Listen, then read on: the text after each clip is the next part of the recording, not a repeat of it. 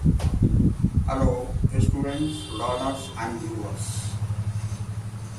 Welcome back to channel Maths Zone with PT. I am Sanjeev Kumar, giving you the information about the future tense. तो future tense के बारे में आज हम लोग मिल करके सीखेंगे। फ्यूचर टेंस में सबसे पहला सिंपल फ्यूचर टेंस। ये सिंपल फ्यूचर टेंस। तो सिंपल फ्यूचर टेंस, जैसा कि हम लोगों ने देखा कि फ्यूचर के 4 टाइप्स होते हैं, उसमें सबसे पहला सिंपल फ्यूचर टेंस है। उसके बारे में हम जानकारी लेंगे। तो आइए इसके एग्जाम्पल हम लिखते हैं। इसके एग्जाम्पल में हो जाता है फर्स्ट, मैं अंग्रेजी पढ़ाऊंगा।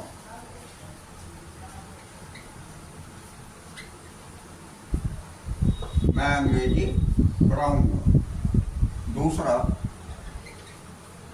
तुम घर जाओगे।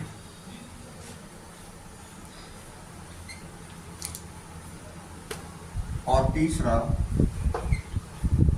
वह खाना पकाएगी।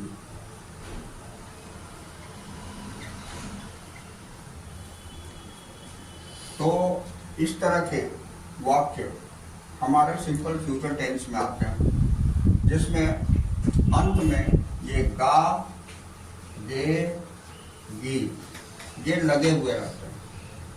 और जिस वाक्य के अंत में ये गा, गे, गी लगा हुआ रहता है, यही इस टेंस की पहचान हो जाती है। तो इसे हम आइडेंटिफिकेशन कहते हैं। So this one is the identification of simple future tense. Okay. So when we identify that these sentences are of simple future tense, then how can we convert these examples into the English? तो आप देखिए, इसे हम लोग English में convert करने के लिए टेबल पर आते थे। सारे रूल रेगुलेशन हम टेबल पर क्लियर करते थे कि हेल्पिंग वर्ब कहाँ कहाँ लगती है और कैसे मेन वर्ब का प्रयोग करते हैं। तो आइए हम टेबल पर आते हैं। तो here is the table.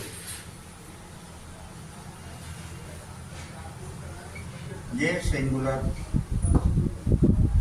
And here is plural. This one is first person. First person singular में आई आता है और प्लूरल में भी। सेकंड पर्सन में हमारी यू आ जाता है, सिंगुलर में भी और प्लूरल में भी। डिफरेंस ये होती है, सिंगुलर में हम यू मीन्स तुम या आप कहते हैं, और प्लूरल में आप लोग या तुम लोग कहते हैं। That is the main difference between the singular and plural of second person. Now the third person.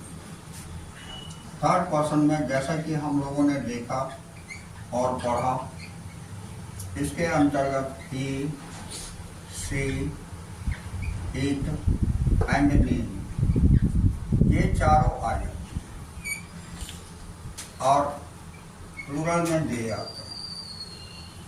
तो ये हमारी टेबल बन के कंप्लीट हो जाती है। यहाँ अब इसमें मैं जैसा बताया था कि हेल्पिंग वर्ब और हेल्पिंग वर्ब का प्रयोग कैसे करते हैं, वो हम इस पर एक्सप्लेन करते हैं। तो आइए सबसे पहले असर्टिव सेंटेंस के स्ट्रक्चर लिखते हैं।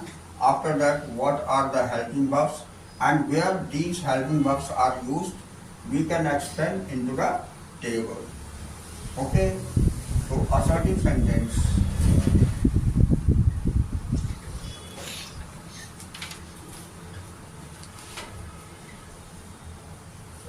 असर्टिव सेंटेंस की स्ट्रक्चर हो जाती है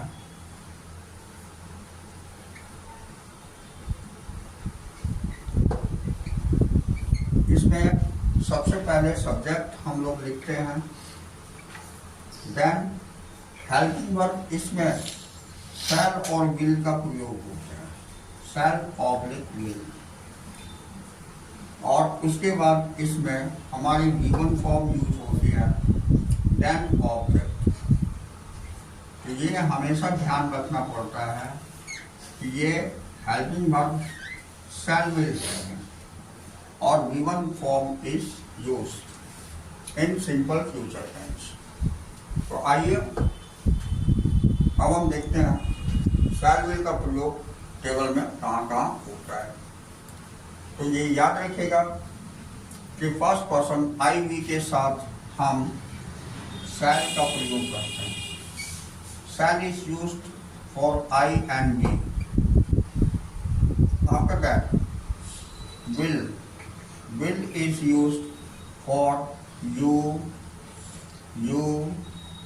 they, and he, she, it and name also. That means second person and third person में सिंगुलर और प्लूरल सारे में हम will का प्रयोग करते हैं। तो ये हमारी हेल्पिंग वर्ब का यूज था ऑन द टेबल। अब we can convert the sentences into the English. अब इसको हम कन्वर्ट कर सकते हैं इंग्लिश में। कैसे कन्वर्ट करेंगे हम देखते हैं। तो here is the first sentence in Hindi, मैं अंग्रेजी पढ़ाऊंगा।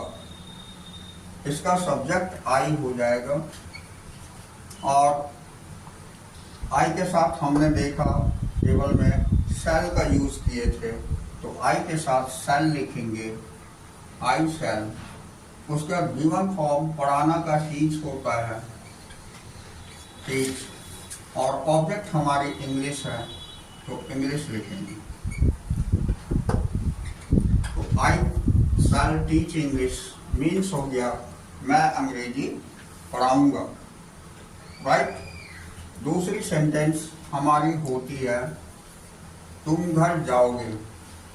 तो यू के साथ हमने टेबल में देखा विल का प्रयोग करते हैं हेल्पिंग वर्ब। तो you will go to home. That means तुम घर जाओगे। अब तीसरा सेंटेंस हम देखते हैं। तीसरा सेंटेंस है वह खाना पकाएगी। इसका हो जाएगा सी के साथ भी विल का प्रयोग ही होता है।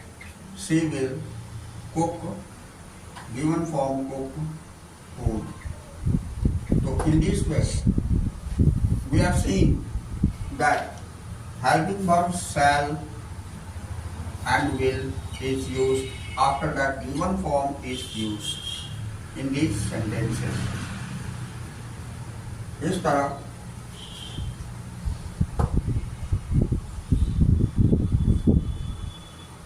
ये हमारी असर्टिव सेंटेंस बन जाती है।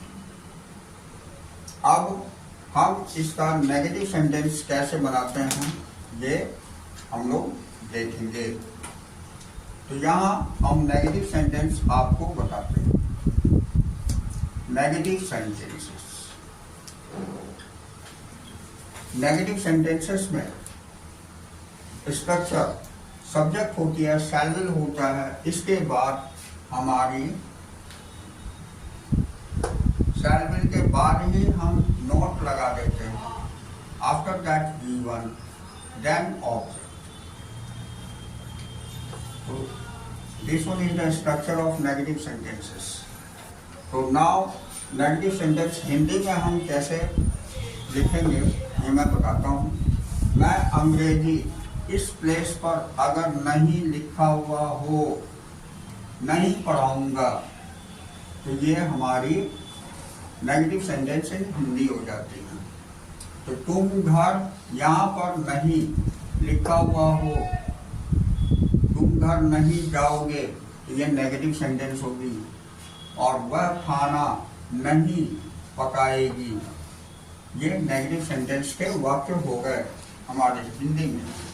अब इसका कन्वर्सन हम आपको नेगेटिव सेंटेंस की स्ट्रक्चर तो बता ही दिया, अब कन्वर्ट करके दिखाता हूँ। तो आई शैल, इस प्लेस पर हम नोट लिख देंगे, क्योंकि हमने यहाँ देखा कि शैल विल के बाद ही नोट लगती है। तो I shall not teach English, this one is the negative sentence, मैं अंग्रेजी नहीं पढ़ाऊंगा, इसका हो गया। अब यू विल, इसके बाद यहाँ नोट लग जाएगी, तो you will not go to home, means हो गया तुम घर नहीं जाओगे। अब she will not cook food, that means वह खाना नहीं पकाएगी। तो these are the sentences we can easily convert into assertive to negative sentences. Okay? तो नेगेटिव भी हमने सीख लिया। अब इसके बाद मैं आपको इंट्रोगेटिव बताता हूँ। प्रेस करना,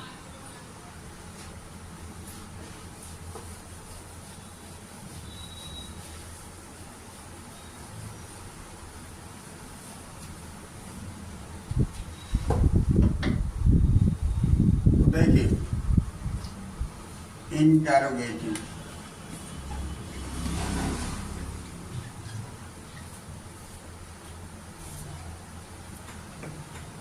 sentences. Here is the structure of interrogative sentences.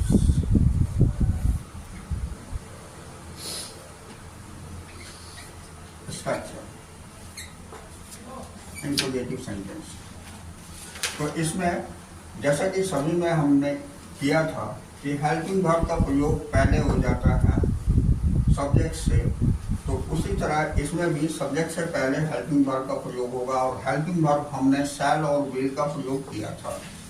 ये मैं लिख देता हूँ, उसके बाद क्लियर करते हैं। उसके बाद हम इंग्लिश हिंदी के वाक्यों को भी इंट्रोगेटिव में चेंज करके कन्वर्ट करके दिखाएंगे, और उसके वाक्य इंग्लिश में कैसे कन्वर्ट करते हैं वो भी दिखाएंगे। तो आइए एट फर्स्ट स्ट्रक्चर, तो स्ट्रक्चर में shall oblique will, then subject, then given form, then object, and lastly question mark. Okay? अब देखिए हिंदी के वाक्यों में ये जो मैं नहीं लिखा हूँ इसे इरेज कर देता हूँ। उसके बाद इन वाक्यों को दिखाता हूँ कि ये वाक्य कैसे हमारी इंट्रोगेटिव में चेंज हो जाती है। तो यहाँ अगर स्टार्टिंग हमने क्या से कर दिया, क्या मैं अंग्रेजी पढ़ाऊंगा, नोट ऑफ एक्सक्लेमेशन हियर, क्या तुम घर जाओगे, here is also the note of exclamation, and क्या वह खाना पकाएगी, note of exclamation. Now these sentences converted into the interrogative sentences in Hindi. अब हिंदी के इन्हीं वाक्यों को हम इंग्लिश में कैसे कन्वर्ट करते हैं, तो ये हमने देखा कि at first we use shall and will before the subject, and then subject, then given, then object, and lastly not of interrogation. तो शैल विल का प्रयोग पहले करते हैं, and as we know all sentences must be started from the capital letter, so we should have to put the capital letter of shall will. Okay, so be careful. Now I convert all the sentences into English. So this one is the first example. क्या मैं अंग्रेजी पढ़ाऊंगा, तो इसका हो जाएगा shall, I के साथ shall यूज होता है, इसलिए shall I teach English, note of exclamation. Shall I teach English? That means क्या मैं अंग्रेजी पढ़ाऊंगा। सेकंड, क्या तुम घर जाओगे, तो इसका हो जाएगा will you go to home, means क्या तुम घर जाओगे। अब तीसरी सेंटेंस हम देखते हैं, ये क्या वह खाना पकाएगी, इसका हो जाएगा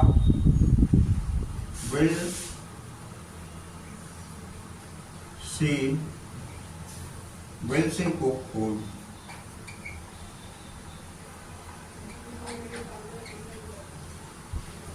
तो ये क्या हुआ, खाना पकाएगी।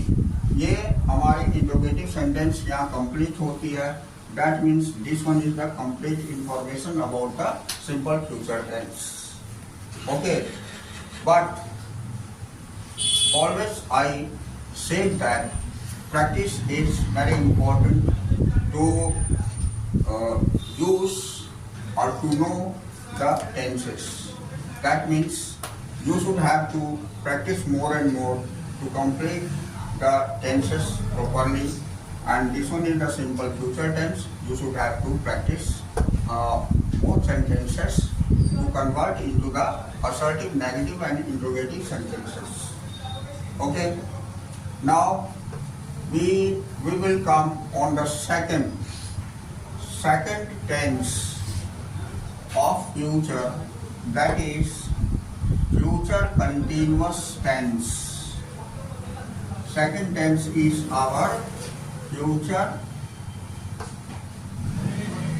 continuous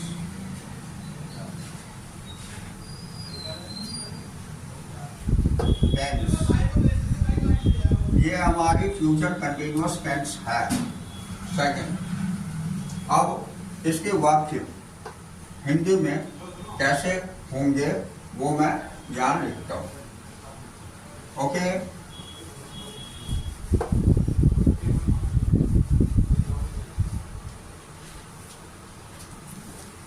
ये देखिए, इसमें एग्जाम्पल में मैं लिखूंगा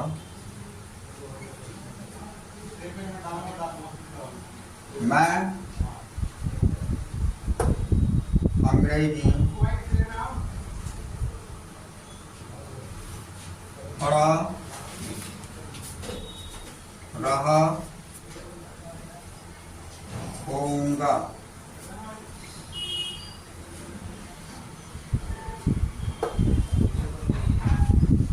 मैं अंग्रेजी पढ़ा रहा होऊंगा। दूसरी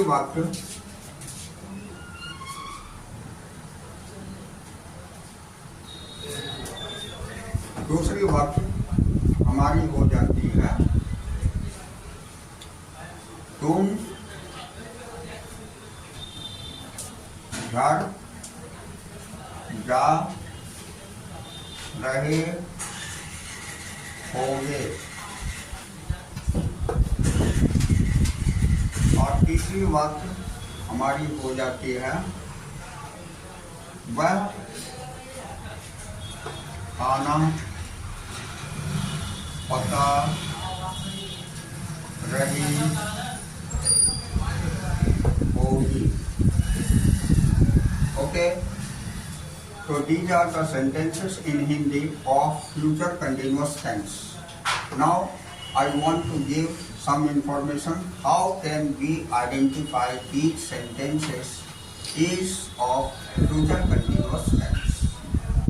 तो इसमें अंत में, वाक्य के अंत में अगर रहा होगा, रहे होंगे और रही होगी ये लिखा हुआ है तो हमें ये कंफर्म हो जाना चाहिए कि ये सारे वाक्य हमारे फ्यूचर कंटिन्यूअस टेंस के हैं।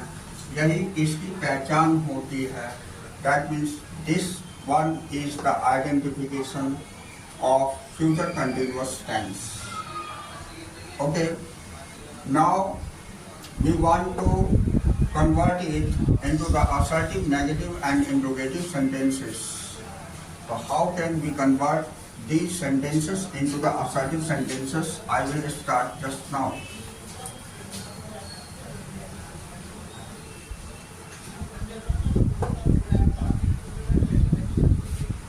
So here is the assertive sentences.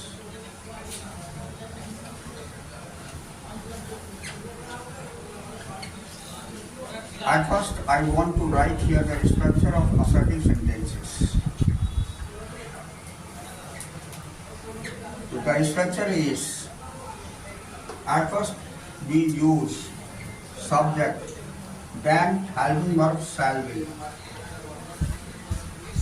and then be is used. Here,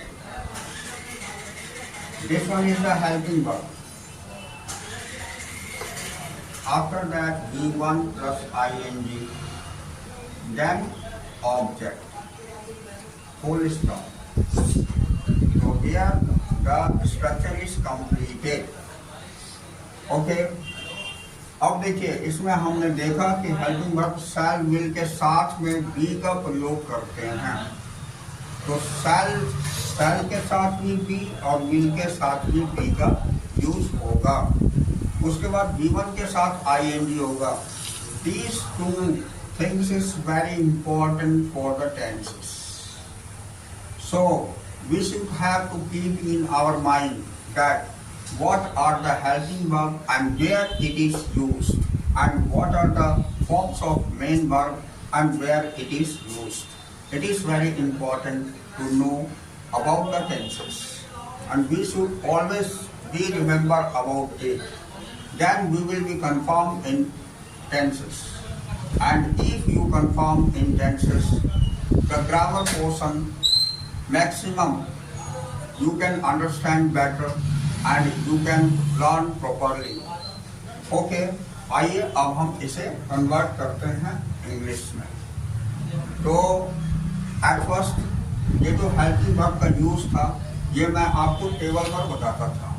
तो टेबल पर देखिए इसका एक्सप्लेनेशन कैसे हम कहाँ पर कौन से हेल्पिंग वर्ब का यूज करेंगे ये मैं दिखाता हूँ। जहाँ हमने शैल का यूज किया था तो शैल के साथ बी का यूज कर लेते हैं। ये shall be is used for I and we. Shall be का यूज हम आई के लिए और बी के लिए करेंगे। उसके बाद विल के साथ भी बी का यूज कर देंगे। Will be is use for you, his, it, name and they. तो विल बी का प्रयोग हम यू के साथ, हिज, इट, नेम के साथ और दे के साथ, यानी कि बाकी बचे second person and third person दोनों में विल बी का यूज करेंगे। तो here table is clear. Okay, any problem? No any. Now I want to write the sentences or convert the Hindi sentences into the English. Okay, so here is the first example. मैं अंग्रेजी पढ़ा रहा होऊंगा। इसका हो जाएगा I shall be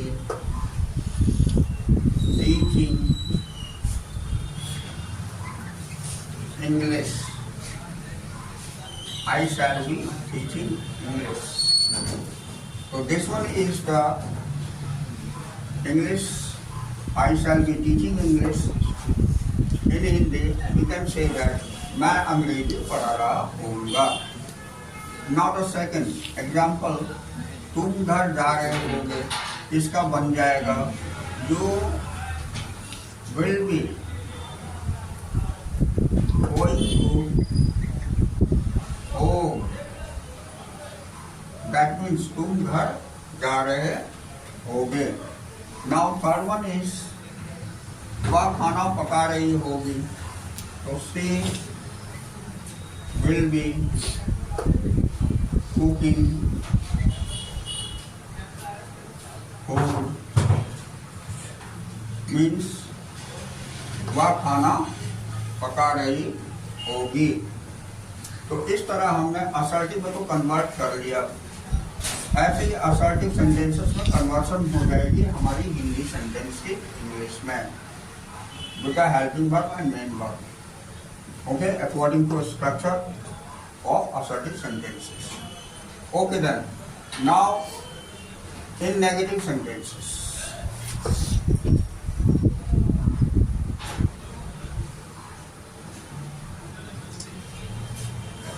negative sentences में structure में थोड़ी सी माइनर डिफरेंस होती है, वो मैं दिखाता हूँ। यहाँ शैल विल के बाद इस प्लेस पर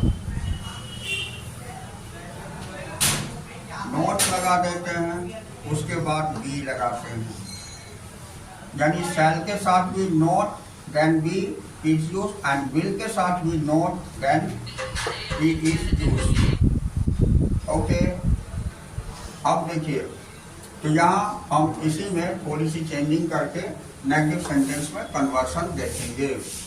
तो आई शैल, इस प्लेस पर अगर हमने नॉट का प्रयोग कर दिया, I shall not be teaching English, that means मैं अंग्रेजी नहीं पढ़ा रहा होऊंगा। इसकी बन गई, तुम घर नहीं जा रहे होगे, वह खाना नहीं पका रही होगी। इसके सेंटेंसेस ये होंगे। शैल के बाद नॉट देन बी, विल के बाद नॉट देन बी, और यहाँ भी विल के बाद not then be. In this way I shall not be teaching English means हो गई मैं अंग्रेजी नहीं पढ़ा रहा होऊंगा। You will not be going to home, that means तुम घर नहीं जा रहे होगे। And she will not be cooking food, that means वह खाना नहीं पका रही होगी। तो ऐसे हम convert assertive to negative sentences कर लेते हैं।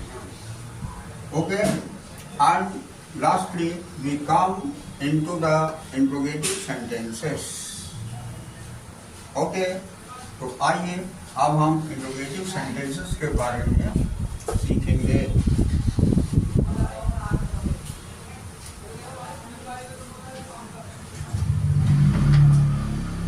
So here is interrogative sentences.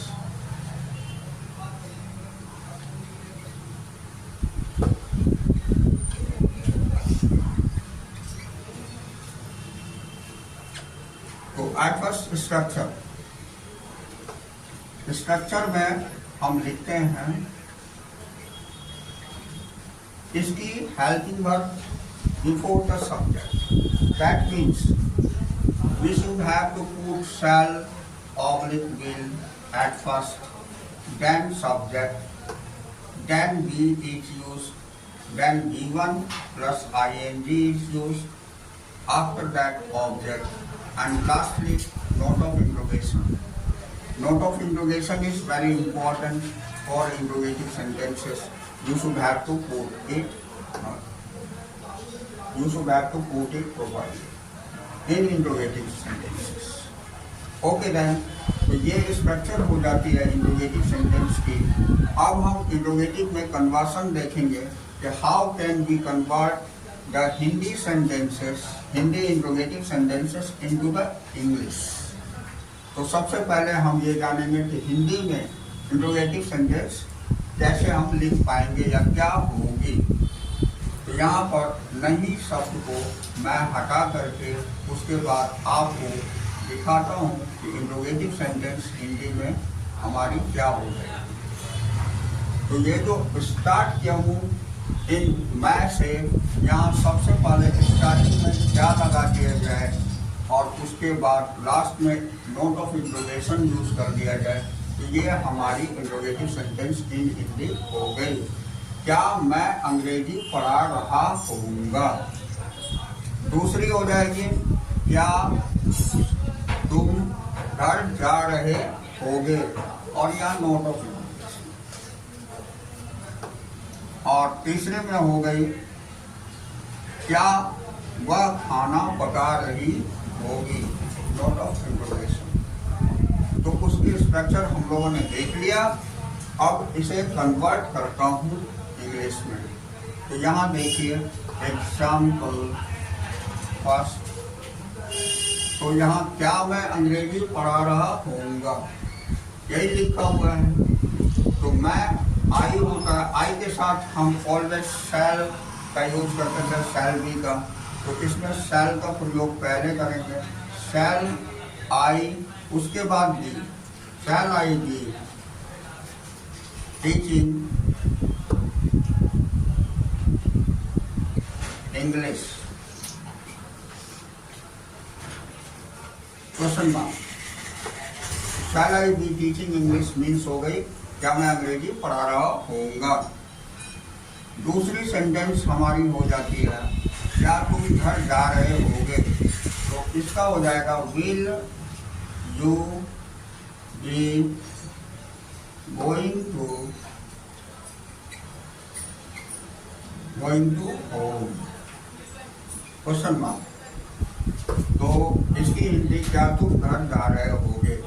Now the third one is क्या वह खाना पका रही होगी, तो will she be cooking food। ये हो गई क्या वह खाना पका रही होगी। तो here future continuous tense is finished, but keeping your mind that practice is very important for knowing all the tenses, and it is very important to be perfect in tenses. So we should have to practice more and more. Okay, so that's all for today। आज हम class over यहीं करते हैं। Okay.